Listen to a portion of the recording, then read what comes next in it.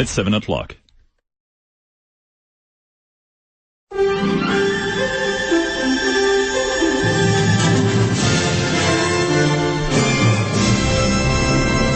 In this bulletin, government frontbenchers backing the PM despite a call from Barnaby Joyce. Do for business each and every day. Congestion on the M1 between Brisbane and the Gold Coast.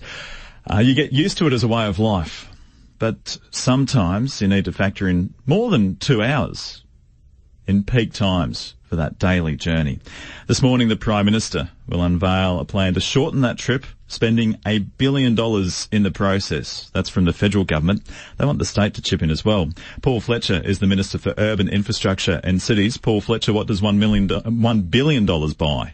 Well, good morning, Craig and Rebecca. And what $1 billion from the Turnbull Govt will support is 2 very substantial projects on the M1 corridor.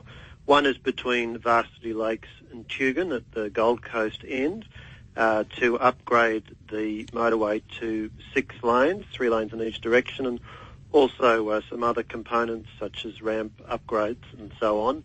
And then the other project that we will support with this $1 billion commitment is 8 Mile Plains to Daisy Hill. That's a little way south of the merge with the Gateway, a very, very busy part of the motorway, and that would provide for widening the motorway from 6 lanes to 8 lanes, and also some other elements such as extending the busway to Springwood. So those are the 2 projects that we are committing today $1 billion for to reduce congestion, improve travel times on the M1. So those 2 projects at the moment are on the Infrastructure Australia list as priority initiatives. The next step would now be for the Queensland Government to develop detailed business cases, get them to Infrastructure Australia, and our hope is that that could be done in time for construction on these 2 big projects to commence in 2020, remembering that there are 2 existing projects co-funded by the Commonwealth and Queensland governments that will start very shortly, Varsity Lakes to Mudgee Bar and the Gateway merge. Okay, so the 2 projects you're talking about with this $1 billion, you say the state government has to do up the business case to Infrastructure Australia in order to get this money. How much money do you also want the state government to contribute? Well, we're proposing that this funding be provided on a 50-50 basis. That's the way that projects on the M1 between Brisbane and the Gold Coast have been funded previously under the current under the Turnbull government and previously under federal Labor government. So but there had been a massive barney between the federal and state government over the other projects on the M1, with the state government wanting an 80-20 split, which you are doing on the Bruce Highway. The basic principle is that in regional and remote areas, we tend to fund on an 80-20 basis. In the urban areas, we fund on a 50-50 basis. Of course, the M1 is the backbone of one of Australia's largest urban areas, the Gold Coast Brisbane conurbation. It's assessed as urban by the Australian Bureau of Statistics. And as I say, that's been the basis on which previous projects on the M1 between Brisbane and the Gold Coast have been funded on a 50-50 basis, including under the previous federal Labor government as well as under this Liberal government. If the state government don't agree to that 50-50 split, what happens to the project? Well, look, I'm very confident that we'll be able to engage constructively with the Queensland government, with Transport Minister Mark Bailey. I would note that after all the toing and froing on the Varsity Lakes to Mudgee Bar and Gateway merge projects, we did reach agreement, and indeed those projects, early work on those projects is already underway, and once the Commonwealth Games are concluded, the work will get underway on those 2 projects. So just as we were able to work through on those projects, I'm confident we will on these. But the key point is, today is a very significant day because there's a commitment of $1 billion from the Turnbull government to reduce congestion on the M1, this vital corridor. And LNP, federal MPs like Karen Andrews, member for McPherson, Bert Van Manen, member for Ford, and Ross Vasta, member for Bonner, have really fought for this funding commitment because they hear the message, as does the Turnbull government constantly from people in Brisbane and the Gold Coast and points in between. Look, this is an absolutely vital corridor, and anything we can do to reduce the congestion on it is so important. Paul Fletcher, you're the Minister for Urban Infrastructure, so you're interested in cities flowing well and being well connected. If you create more capacity for cars on major roads, it will mean that there are more drivers in more cars on major roads. How do you determine when you invest in widening roads and that kind of thing, which will naturally encourage more drivers, versus public transport and the way that some of the bigger cities around the world run? Well, look, it's not an either or. It's important that we are funding both road and both motorways and public transport, and of course other forms of urban infrastructure as well, like airports. We rely very much on Infrastructure Australia for its assessment of the business cases, but it is important to recognise that the M1 is an absolutely vital corridor. So many Queenslanders use it every day, and of course people coming up from New South Wales as well. Carries over 150,000 vehicles per day, as you said, including over 12,000 heavy vehicles, so it's also vital for business and for moving freight around. And so there's no doubt that additional capacity is needed.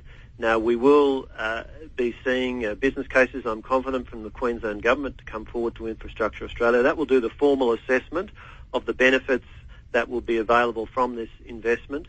But I think Queenslanders have made it very clear, the people of South East Queensland, they use this road very extensively. They want to see extra capacity, and the Turnbull government is responding to that. But when it comes to congestion-busting projects, the Queensland government maintains their Cross River Rail project will do just that and get more people using trains, yet the federal government didn't want to come to the party at all on that. Well, again, we made that decision based upon advice from Infrastructure Australia, which didn't say that Cross River Rail is a bad project, far from it. Simply that at this stage it doesn't make sense to proceed with it for a number of reasons. Yes, there will need to be additional capacity at the core of the Queensland Rail Network or the Brisbane Area Rail Network, but with things the Queensland Government is already doing, like a new signalling system which lets you get more trains per hour, the expert advice that we received from Infrastructure Australia was that at this stage the case wasn't made, because remember, every dollar you spend on one project is a dollar you can't spend on another project. So you need to be putting the money to where it is most needed. Is that project likely to make sense in years to come? It may very well, and of course the Queensland Government has subsequently decided to proceed under its own steam, but clearly here on the M1 we are committing $1 billion to improve travel times, reduce congestion on the M1 corridor, and very much wanting to work with the Queensland Government on that project. The state opposition going into the last election was advocating for an M2, a duplication effectively of 37 Ks of the M1 as the way to go, instead of, adding an extra lane, almost Band-Aid type solutions on the existing road. Is that something that the federal government would ever support? Well, look, our focus at the moment is on providing additional capacity on the existing M1 corridor. We think there is a clear need for that, and that's why we are committing $1 billion today. And so that is where our focus is. Paul Fletcher, thanks for your time. Thanks, Craig. Thanks, Rebecca. He is the Minister for Urban Infrastructure and Cities. $1 billion. The chequebook out, but conditional on the state government coming to the party with $1 billion as well and submitting that full business case to Infrastructure Australia. We'll talk to the Queensland Transport Minister after 8:30 this morning to see if he plans on coming to the party. David at Ipswich on 0467922612 says, invest a lot more in cycling infrastructure. It pays for itself and it will ease congestion. Someone else says, get Harley Davidson and other motorbike brands to push motorbikes, electric ones that are guilt-free, no smells, no noise, etc. Hang on, is that motorbike text from Steve Austin? Morning, Steve Austin. Get to work. You're going to be on the radio this afternoon at 4. Andrew at Benoa has no sympathy for people stuck in traffic. He says punters choose to live on the Gold and Sunshine Coast. They know the motorway limitations. It's their choice if they want to work in Brisbane. Suffer the traffic. Tough call. I mean, you've got to do business. We've got to get freight around the place. There's something like 30 million tonnes of freight that gets around on that particular stretch of road. And on an average day, up to 150,000 vehicles use the road. Will anything change with a pen hovering over $1 billion cheque? Perhaps we'll find out after 8:30. Yeah, and if you're on that road at the moment, you heard what the Minister has to say. Varsity Lakes to Tugun at the Gold Coast and also around Brisbane 8 Mile Plains and Daisy Hill. That's where the money will be spent. Will it make a difference to your commute? 0467 922 612. Send a text to that number or give us a call on 1300 222 612. Craig Zonka and Rebecca Livingston on ABC Radio Brisbane. Is there going to be a black market for blue